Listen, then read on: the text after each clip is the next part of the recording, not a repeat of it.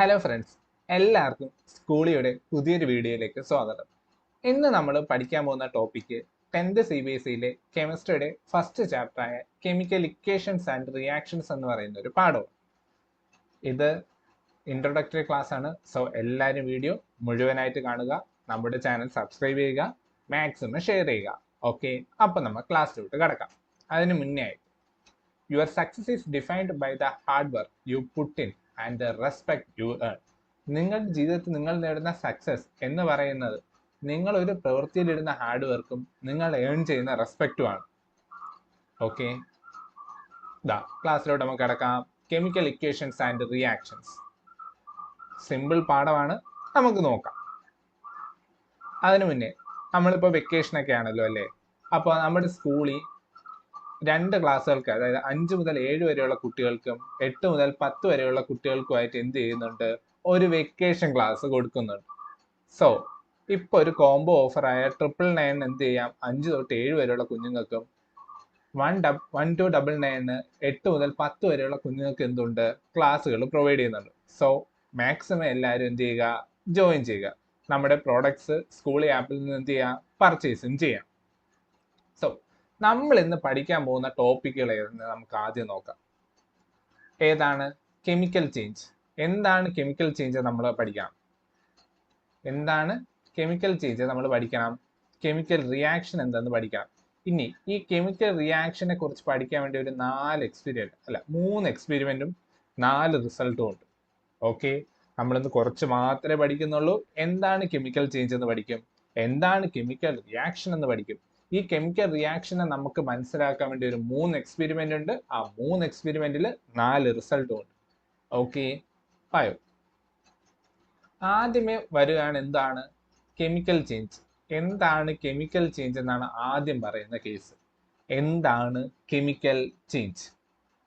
Okay, നമുക്കറിയാം യൂണിവേഴ്സിൽ എത്ര തരത്തിലുള്ള ചേഞ്ചസ് ഉണ്ട്? 2 തരത്തിലുള്ള ചേഞ്ചസ് ഉണ്ട്. ഒന്ന് കെമിക്കൽ ചേഞ്ചും അടുത്ത ആൾ ആരാണ്? ഫിസിക്കൽ ചേഞ്ചും. അപ്പൊ എത്ര തരത്തിലുള്ള ചേഞ്ചസ് ഉണ്ട്? 2 തരത്തിലുള്ള ചേഞ്ചസ് ഉണ്ട്. ഒന്ന് കെമിക്കൽ ചേഞ്ചും ഒന്ന് ഫിസിക്കൽ ചേഞ്ചും. ഒരു പ്രോസസ്സ് നടന്ന് വേറൊരു പ്രോഡക്റ്റ് ആയിട്ട് മാറുകയാണെങ്കിൽ അതിനെ നമ്മൾ എന്തെന്ന് പറയും? ചേഞ്ച് സംഭവിച്ചെന്ന് പറയും. ഓക്കെ, ആ മാറിയ പ്രോഡക്റ്റ് തിരിച്ച് പഴയ രൂപത്തിൽ തന്നെ ആയാൽ അതിനെ നമ്മൾ എന്തെന്ന് വിളിക്കും? Physical change. ഒരുപക്ഷെ ഒരു പുതിയ പ്രോഡക്റ്റ് ആണ് അവിടെ ഉണ്ടാവുന്നത്, അവന് പഴയ സ്ഥിതിയിലേക്ക് വരാൻ കഴിയില്ല എങ്കിൽ നമ്മൾ അതിനെ എന്തെന്ന് വിളിക്കും? കെമിക്കൽ ചേഞ്ച് എന്ന് വിളിക്കും. ഓക്കെ, ഇതാണ് 2 ഡിഫറൻസ്. ഉണ്ടായ പ്രോഡക്റ്റിൽ നിന്ന് വീണ്ടും ആ പ്രോഡക്റ്റ് തന്നെ ആവാൻ കഴിഞ്ഞില്ലെങ്കിൽ കെമിക്കൽ ചേഞ്ച്, വീണ്ടും പഴയ പ്രോഡക്റ്റ് ആവാൻ പറ്റിയ ആരാണ്? Physical change.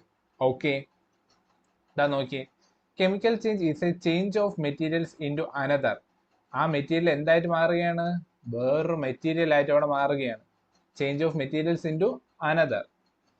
New materials with different properties.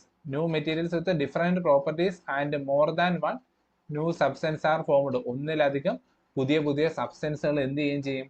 Form ചെയ്യുകയും ചെയ്യും. അപ്പോൾ കെമിക്കൽ ചേഞ്ച് എന്ന് വെച്ചാൽ എന്താണെന്ന് ആലോചിച്ചോളൂ. ഒരു പ്രോസസ്സ് നടന്ന് ആ പ്രോസസ്സിൽ നിന്ന് പുതിയൊരു മെറ്റീരിയൽ കിട്ടി. എന്ത്? പുതിയൊരു മെറ്റീരിയൽ.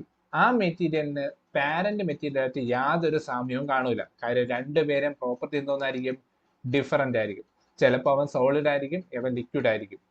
ചിലപ്പോൾ അവർക്ക് അങ്ങോട്ടും ഇങ്ങോട്ടും പരസ്പരം എന്ത് ചെയ്യാൻ പറ്റത്തില്ല? മാറാൻ പറ്റില്ല. ചിലപ്പോൾ സോളിഡ് ആയിരിക്കും, എയർ ആയിരിക്കും, അല്ലെങ്കിൽ ഗ്യാസ് ആയിരിക്കും. അവർക്കും എന്ത് ചെയ്യാൻ പറ്റില്ല? അങ്ങോട്ടും ഇങ്ങോട്ടും മാറാൻ പറ്റില്ല. ഒന്നോ അതിലധികമോ പുതിയ സബ്സ്റ്റൻസ് അവിടെ എന്ത് ചെയ്യാൻ പറ്റുമെന്നാണ് പറയുന്നത്? ഫോം ചെയ്യാൻ പറ്റും. പക്ഷേ രണ്ടുപേരെയും പ്രോപ്പർട്ടീസ് എൻ്റയർലി ഡിഫറെൻ്റ് ആയിരിക്കും. ഇനി നമുക്ക് കുറച്ച് എക്സാമ്പിൾ നോക്കാം കെമിക്കൽ ചേഞ്ചിനുള്ള. അതാണ് താഴെ കൊടുത്തിരിക്കുന്ന ഒരു 6 എക്സാമ്പിൾ. ഇതാ നോക്കിയേ, ഒരു 6 എക്സാമ്പിൾ ഇവിടെ കൊടുത്തിട്ടുണ്ട്. Milk is left at room temperature during summers. പാല് പുളിച്ചു പോകുന്ന കേസില്ലേ, അതാണ് പറയുന്നത്. പാലെടുത്ത് വെളി വെച്ചിരുന്നു, പാല് പുളിച്ചുപോയി. തിരിച്ചാ പാലിന് പുളിച്ചുപോയ തൈര് നമുക്ക് പാലാക്കാൻ പറ്റുമോ? ഇല്ല, ഒരിക്കലും ഇല്ല.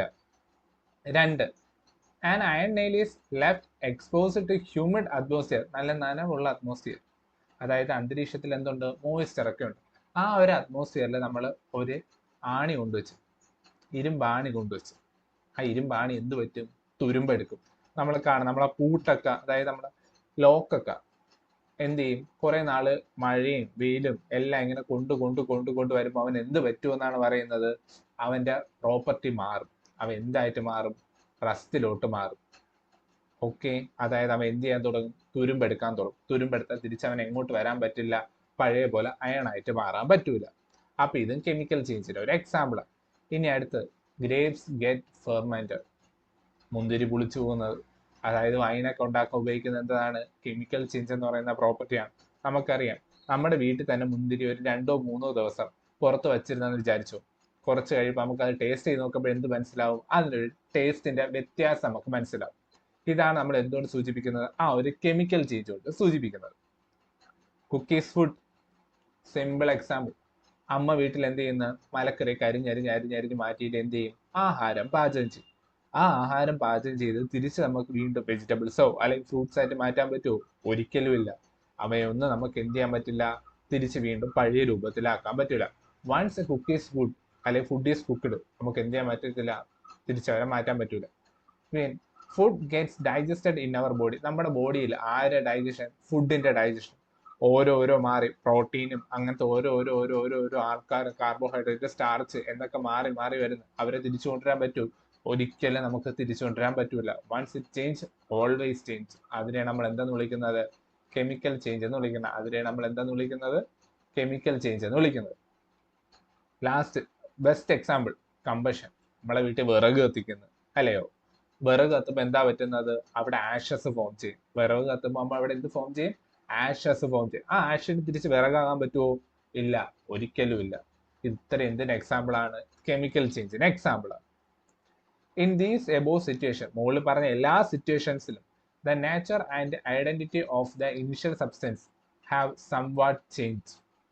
അതായത് ഈ മുകളിൽ പറഞ്ഞ എല്ലാ കേസിലും നമുക്ക് പുതുതായിട്ട് ഒരു പ്രോഡക്റ്റിനെ കിട്ടിയില്ലേ, ആ കിട്ടിയ പ്രോഡക്റ്റിന്റെയും ഇനിഷ്യൽ ഉണ്ടായിരുന്ന പ്രോഡക്റ്റ്, ആ ഇനിഷ്യൽ പ്രോഡക്റ്റിനാണ് ഞാൻ എന്തെന്ന് പറഞ്ഞത്, പാരന്റ് എന്ന് പറഞ്ഞു. അവർ രണ്ടുപേരും പ്രോപ്പർട്ടി എന്തോന്നായിരിക്കും, എൻ്റർലി ഡിഫറെന്റ് ആയിരിക്കും. അല്ലെങ്കിൽ സംവാട്ട്, അവിടെ എവിടെയെങ്കിലൊക്കെ എന്തെങ്കിലുമൊക്കെ ചേഞ്ചസ് കാണും, രണ്ടുപേരും യോജിച്ച് പോകാൻ പറ്റാത്തത്.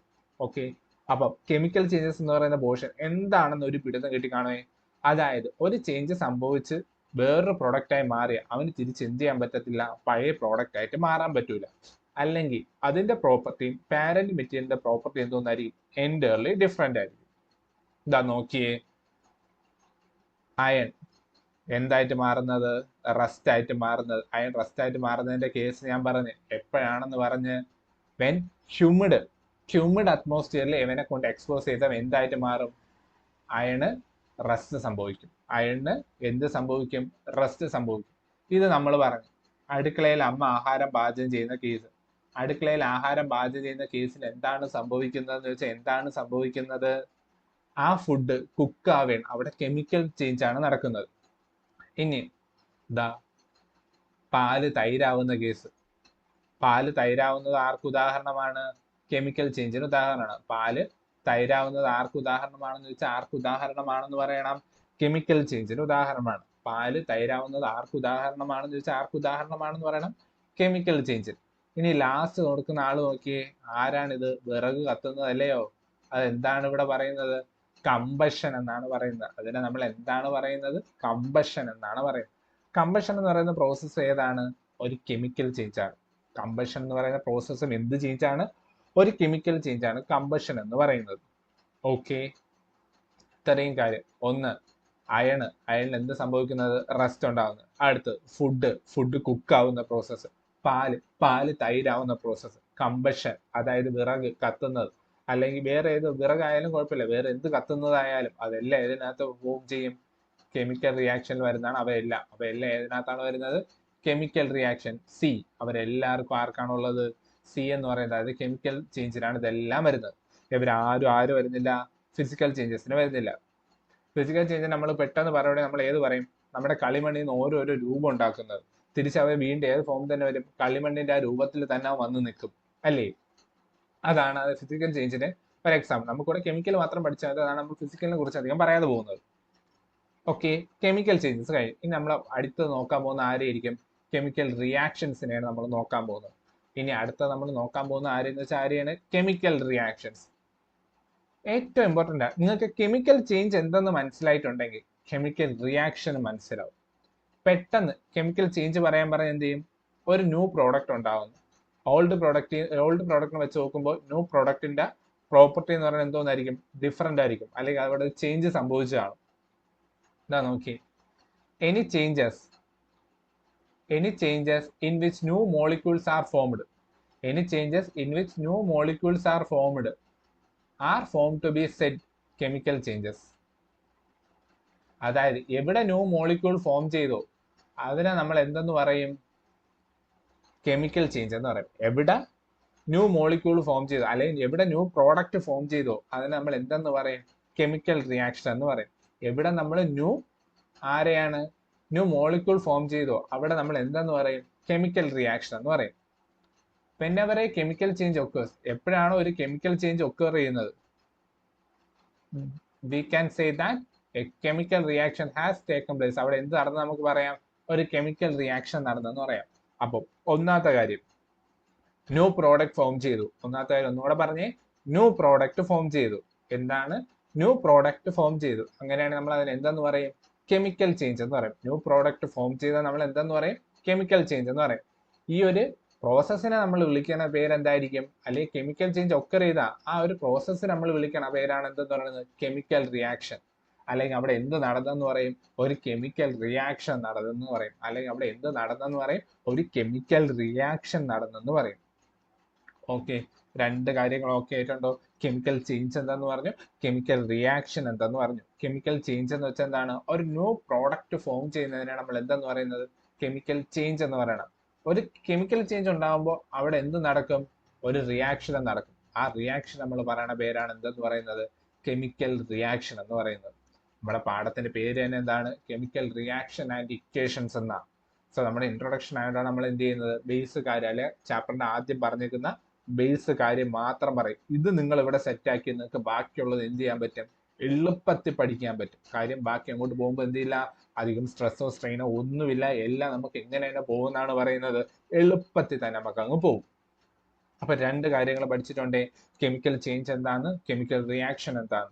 കെമിക്കൽ ചേഞ്ച് എന്ന് വെച്ചാൽ എന്താണ്, ന്യൂ മോളിക്യൂൾസ് ഫോം ചെയ്യുന്ന പ്രോസസ്സിനെ വിളിക്കുന്ന പേരാണ് എന്തെന്ന് പറയുന്നത്, ഒരു കെമിക്കൽ ചേഞ്ച് എന്ന് വിളിക്കുന്നത്. ആ ഒരു കെമിക്കൽ ചേഞ്ച് നടക്കണമെങ്കിൽ അവിടെ എന്ത് നടക്കുമെന്നാണ് പറയുന്നത്, കെമിക്കൽ റിയാക്ഷൻ.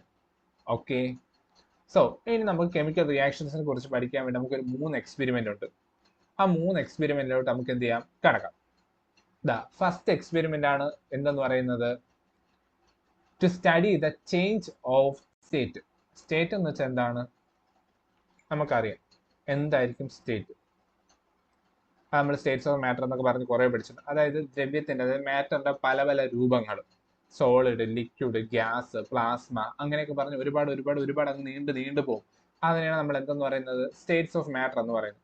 അതേപോലെ തന്നെ അതിന്റെ ഓരോ ഇതിന്റെ ചേഞ്ചിനെ കുറിച്ചാണ് നമ്മൾ പഠിക്കുന്നത്. അതായത് ഒരു കെമിക്കൽ റിയാക്ഷൻ നടക്കുമ്പോൾ, ഒന്നും കൂടെ, ഒരു കെമിക്കൽ റിയാക്ഷൻ നടക്കുമ്പോൾ അതിന്റെ സ്റ്റേറ്റിന് എന്തൊക്കെ ചേഞ്ച് ഉണ്ടാവും, ഒരു കെമിക്കൽ റിയാക്ഷൻ നടക്കുമ്പോൾ അതിന്റെ സ്റ്റേറ്റിന് എന്തൊക്കെ ചേഞ്ച് ഉണ്ടാവും എന്ന കാര്യമാണ് എന്ത് ചെയ്യുന്നത്, നമ്മളിവിടെ പഠിക്കാൻ പോകുന്നത്.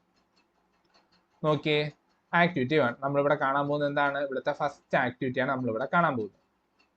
എന്തിനു വേണ്ടിയുള്ളത്, ടു സ്റ്റഡി. എന്ത് സ്റ്റഡി ചെയ്യാൻ വേണ്ടിയുള്ളത്, സ്റ്റേറ്റ് ഓഫ് ചേഞ്ച്. ചേഞ്ചിന്റെ സ്റ്റഡിയെ കുറിച്ചാണ് നമ്മൾ എന്ത് നോക്കുന്നത്, പറയാൻ പോകുന്നത്. ഫസ്റ്റ് നോക്കേണ്ടത് എന്താണ്, ആ ആക്ടിവിറ്റിയുടെ പ്രൊസീജിയർ നമ്മളൊന്ന് വായിച്ചു നോക്കണം. എന്ത് ചെയ്യണം, ആക്ടിവിറ്റിയുടെ പ്രൊസീജിയർ ഒന്ന് വായിച്ചു നോക്കണം. This activity needs A teacher assistant. അതൊക്കെ നമ്മൾ എന്ത് ചെയ്യുക, ലാബിൽ ചെയ്യുന്ന നേരെ ടീച്ചർമാരും ബാക്കിയൊക്കെ ചെയ്യുമ്പോൾ നമുക്കത് കറക്റ്റ് ആയിട്ട് അറിയാൻ പറ്റും. ഇതിന്റെ പ്രൊസീജിയറോ, ക്ലീൻ ദ മെഗ്നീഷ്യം റിബൺ. എന്ത് ചെയ്യാൻ പറഞ്ഞിരിക്കുകയാണ്, മെഗ്നീഷ്യം റിബണിനെ ക്ലീൻ ചെയ്യാൻ പറഞ്ഞിരിക്കുകയാണ്. ഫസ്റ്റ് പ്രോസസ് എന്നാൽ മെഗ്നീഷ്യം റിബണിനെ സാൻഡ് പേപ്പർ വെച്ച് ക്ലീൻ ചെയ്യാൻ പറഞ്ഞു. ഒന്നാമത്തെ പ്രോസസ്സ് മെഗ്നീഷ്യം റിബണിനെ സാൻഡ് പേപ്പർ വെച്ച് എന്ത് ചെയ്യാൻ പറഞ്ഞു, ക്ലീൻ ചെയ്യാൻ പറഞ്ഞു. മെഗ്നീഷ്യം പേപ്പറിന് അല്ല മെഗ്നീഷ്യം റിബണിനെ സാൻഡ് പേപ്പർ വെച്ച് എന്ത് ചെയ്യാൻ പറഞ്ഞു, ക്ലീൻ ചെയ്യാൻ പറഞ്ഞു. Hold it with a pair of tongues. Tongues എന്ന് പറയുന്നത് ഈ പിടിയാണ്. പെയർ ഓഫ് ടങ്സ്, ഇതിനെ നമ്മൾ എന്തെന്ന് പറയണത്, ടങ്സ് എന്ന് പറയണം. Pair of tongues, burn it with a spirit lamp or burner. ഒരു സ്പിരിറ്റ് ലാമ്പ് ബേർണർ ഉപയോഗിച്ച് എന്ത് ചെയ്യാൻ പറയാണ്, ബേൺ ചെയ്യാൻ പറയാണ്. And collect the ash so formed in A watch glass. താഴെ ഒരു വാച്ച് ഗ്ലാസ് വെച്ചിട്ടുണ്ട്. ആ വാച്ച് ഗ്ലാസ്സിൽ എന്ത് ചെയ്യാൻ പറഞ്ഞ്, ആഷിനെ കളക്ട് ചെയ്യാൻ പറഞ്ഞു. Burn the magnesium ribbon keeping it as far as possible from your eyes. നിങ്ങളുടെ കണ്ണിൽ നിന്ന് മാക്സിമം ദൂരം മാറ്റി വെച്ച് കത്തിക്കാനാണ് അവിടെ പറയുന്നത്. ഓക്കെ, അപ്പോൾ ഈ എക്സ്പെരിമെന്റ് എന്തിനാണ് നിങ്ങൾക്ക് ഒരുവിധം മനസ്സിലാക്കാം. ആദ്യം ഒരു മെഗ്നീഷ്യം റിബൺ എടുക്കുക. മെഗ്നീഷ്യം റിബണ് സാൻഡ് പേപ്പർ ഇട്ട് തുടയ്ക്കുക. അതിനൊരു ടോങ്, അതായത് പിടി വെച്ച് പിടിക്കുക, കത്തിക്കുക. കത്തിക്കുമ്പോൾ അവിടെ എന്ത് ഫോം ചെയ്യും? ആഷസ് ഫോം ചെയ്യും. റിബൺ ആയിട്ടിരുന്ന അല്ലെങ്കിൽ സോളിഡ് ആയിട്ടിരുന്ന ആളിപ്പോൾ എന്തായിട്ട് മാറി? ആഷ് ആയിട്ട് മാറി. അതായത് അതിന്റെ സ്റ്റേറ്റ് അവിടെ എന്ത് ചെയ്തു? ചേഞ്ച് ചെയ്തു. അതിന്റെ സ്റ്റേറ്റ് എന്ത് ചെയ്തു? ചേഞ്ച് ചെയ്തു. ഇനി നമുക്ക് നോക്കേണ്ടത് എന്താണ്? അവിടുത്തെ ഒബ്സർവേഷൻ ആണ് നമുക്ക് നോക്കാം. ആ ഒരു കേസിലെ ഒബ്സർവേഷൻ ആണ് നമ്മൾ എന്ത് ചെയ്യാനുള്ളത്? നോക്കാനുള്ളത്. ഓക്കെ, ആ ഒരു കേസിൽ എന്ത് നോക്കണം? നമ്മൾ ഒബ്സർവേഷൻ നോക്കണം. എന്തൊക്കെ, എവിടെയൊക്കെ, എങ്ങനെയൊക്കെ സംഭവിച്ചു. The magnesium ribbon burns with a dazzling white flame. അപ്പൊ മെഗ്നീഷ്യം റിബൺ എന്ത് ഫ്ലെയിം വെച്ചാണ് കത്തിയെന്ന് വെച്ചാൽ എന്ത് ഫ്ലെയിം, എന്ത് colour flame? White flame. Magnesium ribbon എന്ത് flame? White flame. Magnesium ribbon എന്ത് flame? White flame. Magnesium ribbon എന്ത് flame? White flame. Okay, magnesium ribbon എന്ത് flame? White flame. Magnesium ribbon എന്ത് flame? White flame. And changes in a white powder. അവ എന്തായിട്ട് മാറും? White powder ആയിട്ട് മാറും. അതായത് ആ മെഗ്നീഷ്യം റിബൺ ബേൺ ചെയ്ത് ഒരു വൈറ്റ് കളർ ഫ്ലെയിമോട്, അതായത് വൈറ്റ് കളർ ഫ്ലെയിമോട് കൂടി ബേൺ ചെയ്തിട്ട് എന്ത് ചെയ്യും? നമുക്കൊരു വൈറ്റ് ആഷിനെ തരും. അപ്പൊ നമുക്ക് ആര് തരും? വൈറ്റ് കളർ ഫ്ലെയിമും വൈറ്റ് ആഷും. ഓക്കെ, ആ വൈറ്റ് ആഷിനെ അവർ വിളിക്കുന്ന ഒരു പേരുണ്ട്. എന്താണ്? This powder is magnesium oxide. ഈ പൗഡറിനെ നമ്മൾ വിളിക്കുന്ന പേരാണ് എന്തെന്ന് പറയുന്നത്? മെഗ്നീഷ്യം ഓക്സൈഡ് എന്നാണ് പറയുന്നത്. ഈ പൗഡർ നമ്മൾ വിളിക്കുന്ന പേരാണ് മെഗ്നീഷ്യം ഓക്സൈഡ്. നിങ്ങൾക്ക് ഇവിടെ കാണാം, ഈ വെള്ള തരികൾ പോലെ ഇരിക്കുന്ന ആൾക്കാർ. ഈ ആളിനെയാണ് നമ്മൾ എന്താന്ന് വിളിക്കുന്നത്? മെഗ്നീഷ്യം ഓക്സൈഡ് എന്ന് വിളിക്കുന്നത്. എവനെയാണ് നമ്മൾ എന്തെന്ന് പറയുന്നത്? മെഗ്നീഷ്യം ഓക്സൈഡ് എന്ന് പറയുന്നത്. ഈ ഒരാളെയാണ് നമ്മൾ എന്തെന്ന് പറയുന്നത്? മെഗ്നീഷ്യം ഓക്സൈഡ് എന്ന് വിളിക്കുന്നത്. എവനെയാണ് നമ്മൾ എന്തെന്ന് പറയുന്നത്? മെഗ്നീഷ്യം ഓക്സൈഡ് എന്ന് പറയുന്നത്. ആ മെഗ്നീഷ്യം ഓക്സൈഡ് ഉണ്ടായത് എങ്ങനെയാണ്? ആദ്യം ഒരു മെഗ്നീഷ്യം റിബൺ എടുക്കുക. മെഗ്നീഷ്യം റിബണിനെ സാൻഡ് പേപ്പർ വെച്ച് തുടയ്ക്കുക, ബേൺ ചെയ്യുക. ബേൺ ചെയ്യുമ്പോൾ നമുക്ക് അവിടെ ഏത് ഫ്ലെയിം? White flame. വൈറ്റ് ഫ്ലെയിമിലൂടെ കിട്ടുന്ന ആഷ് എന്തോന്ന്? White ash. വൈറ്റ് ആഷിനെ വിളിക്കുന്ന പേരെന്തോന്ന്? Magnesium oxide. 3 question: white flame, white powder, magnesium oxide. White flame, white powder, magnesium oxide. White flame, പിന്നെ ആരാണ്? വൈറ്റ് ആഷ്, പിന്നെ ആരാണ്? Magnesium oxide. ഇനി മെഗ്നീഷ്യം ഓക്സൈഡ് ഉണ്ടായത് എങ്ങനെ? It is formed due to അത് എങ്ങനെ ഉണ്ടായെന്നാണ് പറയുന്നത്? It is formed due to the reaction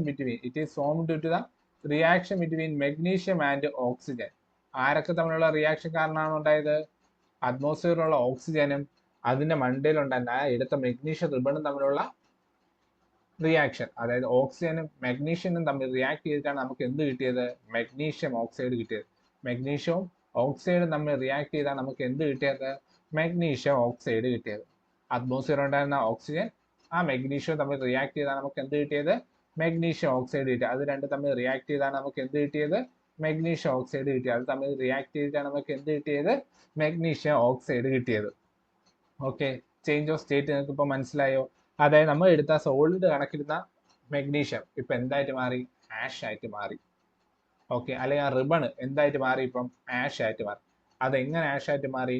ആ മെഗ്നീഷ്യവും അറ്റ്മോസ്ഫിയർ ഉണ്ടായിരുന്ന അല്ലെങ്കിൽ നമ്മൾ കൊടുത്ത ബേൺ ചെയ്തപ്പോൾ എന്ത് പറ്റി? ഓക്സിജനുമായിട്ട് റിയാക്ട് ചെയ്ത് അവ എന്തായിട്ട് മാറി? മെഗ്നീഷ്യം ഓക്സൈഡ് ആയിട്ട് മാറി.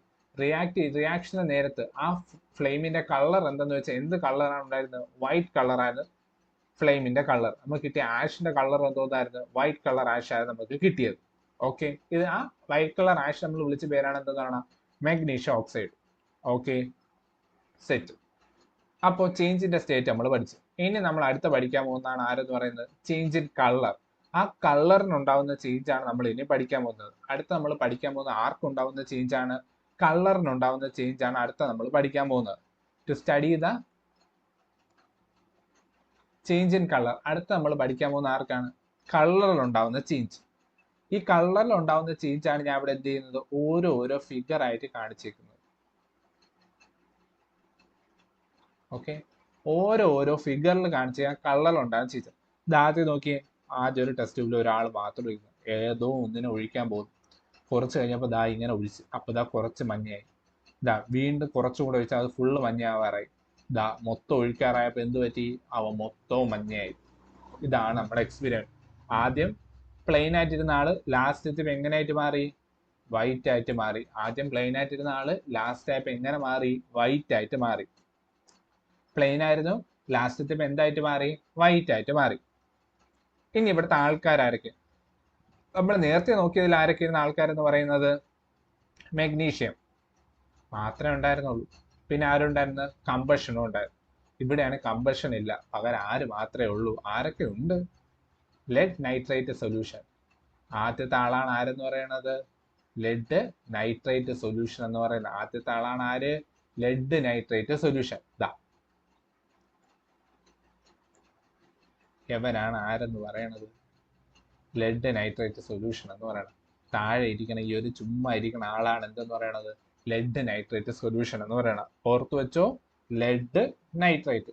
പേര് മറക്കല്ല്, ലെഡ് നൈട്രേറ്റ്. പേര് മറക്കല്ല്, ലെഡ് നൈട്രേറ്റ്. പേര് മറക്കല്ല്, ലെഡ് നൈട്രേറ്റ്. പേര് മറക്കല്ല്, ലെഡ് നൈട്രേറ്റ്. ഇവിടെ ഇരിക്കുന്ന ആളാരാണ്? ലെഡ് നൈട്രേറ്റ് സൊല്യൂഷൻ ആണ് ഈ ഇരിക്കുന്നത്. ഈ ഇരിക്കുന്ന ആരെന്ന് വെച്ചാൽ ആരെന്ന് പറയണം? ലെഡ് നൈട്രേറ്റ് സൊല്യൂഷൻ എന്ന് പറയണം. ഈ ഇരിക്കുന്ന ആരെന്ന് വെച്ചാൽ ആരെന്ന് പറയണോടാ? ലെഡ് നൈട്രേറ്റ് സൊല്യൂഷൻ എന്ന് പറയണം. അതിനകത്തോട്ട് ഞാൻ ആര് ആഡ് ചെയ്യാൻ പോകുന്നു? ആഡ് ചെയ്യാൻ പോകുന്നു? Okay, potassium iodide solution. ആരെയാണ് ആഡ് ചെയ്യാൻ പോകുന്നത്? പൊട്ടാസ്യം അയോഡൈഡ് സൊല്യൂഷനാണ് ആഡ് ചെയ്യാൻ പോകുന്നത്. ആരെയാണ് ആഡ് ചെയ്യാൻ പോകുന്നത്? പൊട്ടാസ്യം അയോഡൈഡ് സൊല്യൂഷനാണ് ആഡ് ചെയ്യാൻ പോകുന്നത്. ആരെയാണ് ആഡ് ചെയ്യാൻ പോകണമെന്ന് വെച്ചാൽ ആരെയാണ് ആഡ് ചെയ്യാൻ പോകണമെന്ന് പറയണം? പൊട്ടാസ്യം അയോഡൈഡ് സൊല്യൂഷനാണ് ഞാൻ ആഡ് ചെയ്യാൻ പോകുന്നത്. ആരെയാണ് ഞാൻ ആഡ് ചെയ്യാൻ പോകുന്നത്? പൊട്ടാസ്യം അയോഡൈഡ് സൊല്യൂഷനാണ് ഞാൻ ആഡ് ചെയ്യാൻ പോകുന്നത്. കാണുമ്പോഴേ അറിയാം. ഓക്കെ, ആദ്യം ഇവിടെ ഇരുന്ന ആരാണ്? ലെഡ് നൈട്രേറ്റ് ആണ് ഇവിടെ ഇരുന്നത്. ഇവിടെ ഇരുന്ന ആരായിരുന്നു? Lead nitrate. ആ ലെഡ് നൈട്രേറ്റിലോട്ട് ഞാൻ ആര് ആഡ് ചെയ്യാൻ പോകുന്നു? പൊട്ടാസ്യം അയോഡൈഡ് ആഡ് ചെയ്യാൻ പോകുന്നു. ലെഡ് നൈട്രേറ്റിലോട്ട് ഞാൻ ആര് ആഡ് ചെയ്യാൻ പോകുന്നു? പൊട്ടാസ്യം അയോഡൈഡിനെ ആഡ് ചെയ്യാൻ പോകുന്നു. അപ്പൊ എന്ത് സംഭവിക്കും? ആ സംഭവിച്ചാൽ നിങ്ങളെ കാണുന്ന ആരാണ്? ഈ യെല്ലോ precipitate എന്ന് പറയുന്നത്. ദ ഒബ്സർവേഷൻ നോക്കിയോ. The lead nitrate react with ആരുമായിട്ട് റിയാക്ട് ചെയ്യും? Potassium iodide. ലെഡ് നൈട്രേറ്റ് ആരുമായിട്ട് റിയാക്ട് ചെയ്യോടാ? പൊട്ടാസ്യം അയോഡൈഡ് ആയിട്ട് റിയാക്ട് ചെയ്തിട്ട് ആരൊക്കെ ഫോം ചെയ്യുമെന്ന് അറിയാമോ?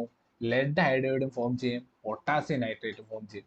ലെഡ് അയോഡൈഡും ഫോം ചെയ്യും, പൊട്ടാസ്യം നൈട്രേറ്റ് ഫോം ചെയ്യും. ലെഡ് അയോഡൈഡും ഫോം ചെയ്യും, പൊട്ടാസ്യം നൈട്രേറ്റ് ഫോം ചെയ്യും. ഓക്കെ, എടുത്തിരുന്ന ആൾക്കാർ ആരൊക്കെയെന്ന് വെച്ചാൽ ആരാണ്? ലെഡ് നൈട്രേറ്റും പൊട്ടാസ്യം അയോഡൈഡും. ലെഡ് നൈട്രേറ്റിലോട്ട് പൊട്ടാസ്യം അയോഡൈഡ് എന്ത് ചെയ്യും? ആഡ് ചെയ്യുന്നു. ലെഡ് നൈട്രേറ്റിലോട്ട് പൊട്ടാസ്യം അയോഡൈഡ് എന്ത് ചെയ്യുന്നു? ആഡ് ചെയ്യുന്നു. The lead nitrate react with potassium iodide leading to the formation of potassium nitrate. അവിടെ എന്ത് ഫോം ചെയ്യും? പൊട്ടാസ്യം നൈട്രേറ്റ് ഫോം ചെയ്യും. എന്ത് ഫോം ചെയ്യും? പൊട്ടാസ്യം നൈട്രേറ്റ് ഫോം ചെയ്യും. എന്ത് ഫോം ചെയ്യും? പൊട്ടാസ്യം നൈട്രേറ്റ് ഫോം ചെയ്യും. അതാണ് എന്തെന്ന് പറയുന്നത്? KNO3, potassium nitrate. And yellow precipitate of lead iodide. ഈ കിടക്കുന്ന യെല്ലോ precipitate ഇല്ലേ, എവനാണ് ആരെന്ന് പറയുന്നത്? ലെഡ് അയോഡൈഡ് എന്ന് പറയുന്നത്. ഈ യെല്ലോ precipitate ആയ ലെഡ് അയോഡൈഡും പിന്നെ പൊട്ടാസ്യം നൈട്രേറ്റ് അവിടെ എന്ത് ചെയ്യും? ഫോം ചെയ്യും. ഇതാണ് ഈ ഒരു എക്സ്പെരിമെന്റ് നമുക്ക് പഠിക്കാനുള്ളൂ. കാര്യം രണ്ടുപേർക്കും കളർ ഇല്ലായിരുന്നു. ലെഡ് നൈട്രേറ്റും ഇല്ലായിരുന്നു, പൊട്ടാസ്യം അയോഡൈഡിനും കളർ ഇല്ലായിരുന്നു. ഇവർ പരസ്പരം അങ്ങോട്ട് ആഡ് ചെയ്ത്, അതായത് ലെഡ് നൈട്രേറ്റിലോട്ട് പൊട്ടാസ്യം അയോഡൈഡ് ആഡ് ചെയ്തു. അപ്പൊ അവിടെ എന്ത് ഫോം ചെയ്ത്? പൊട്ടാസ്യം നൈട്രേറ്റ് ഫോം ചെയ്ത് ലെഡ് അയോഡൈഡും ഫോം ചെയ്തു. ഈ ലെഡ് അയോഡൈഡ് ആണ് അവർ എന്ത് കാരണക്കാരനായിട്ട് വന്നത്? യെല്ലോ കളറിന് കാരണക്കാരനായിട്ട് വന്നത്. ഓക്കെ, ഇനി അടുത്ത നമുക്ക് നോക്കാം. മൂന്നാമത്തെ എക്സ്പെരിമെന്റ് എന്തൊക്കെയാണ് പ്രത്യേകത നോക്കിയേ. ഗ്യാസിന്റെ എവല്യൂഷൻ അവിടെ ഉണ്ടായി. ആരുണ്ടായി? ഗ്യാസിന്റെ എവല്യൂഷൻ അവിടെ ഉണ്ടായി. അതായത് ഗ്യാസ് ഫോം ചെയ്ത് പിന്നെ നമുക്ക് ടെമ്പറേച്ചറിന്റെ ഒരു വ്യത്യാസം ഫീൽ ചെയ്തു. ഗ്യാസ് ഫോം ചെയ്ത് പിന്നെ ടെമ്പറേച്ചറിന്റെ ഒരു വ്യത്യാസവും നമുക്ക് ഫീൽ ചെയ്തു. നമുക്ക് നോക്കാം.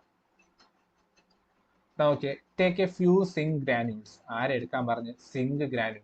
കുഞ്ഞുങ്ങളെ, സിങ്ക് എന്ന് പറയുന്നത് മെറ്റൽ ആയിരിക്കും, നോൺ മെറ്റൽ ആയിരിക്കും? സിങ്ക് എന്ന് പറയുന്നത് മെറ്റൽ ആയിരിക്കും, നോൺ മെറ്റൽ ആയിരിക്കും? ഓഫ് കോഴ്സ്, സിങ്ക് എന്ന് പറയുന്ന ആരാണ്ടാ? മെറ്റലാണ്. സിങ്ക് എന്ന് പറയുന്നത് എപ്പോഴും ആരാണ്?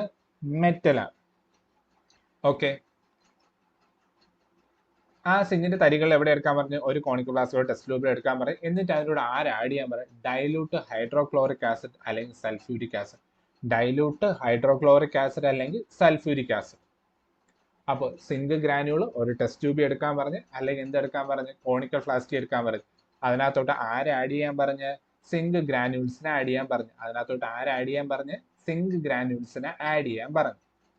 ഓക്കെ, അതിനകത്തോട്ട് സിങ്ക് ഗ്രാനുൾസിനെ ആഡ് ചെയ്യാൻ പറഞ്ഞു. എന്നിട്ട് അതിനകത്തോട്ട് ഡൈലൂട്ട് ഹൈഡ്രോക്ലോറിക് ആസിഡ് അല്ലെങ്കിൽ ഡൈല്യൂട്ട് സൾഫ്യൂരിക് ആസിഡ് ആഡ് ചെയ്യാൻ പറഞ്ഞു. ഡൈല്യൂട്ട് ഹൈഡ്രോക്ലോറിക് ആസിഡ് അല്ലെങ്കിൽ ഡൈല്യൂട്ട് സൾഫ്യൂരിക് ആസിഡ് ആഡ് ചെയ്യാൻ പറഞ്ഞു. അപ്പൊ നിങ്ങൾക്ക് എന്ത് ചേഞ്ച് ഉണ്ടാവാൻ കാണാൻ പറ്റും, അതാണ് ക്വസ്റ്റ്യൻ.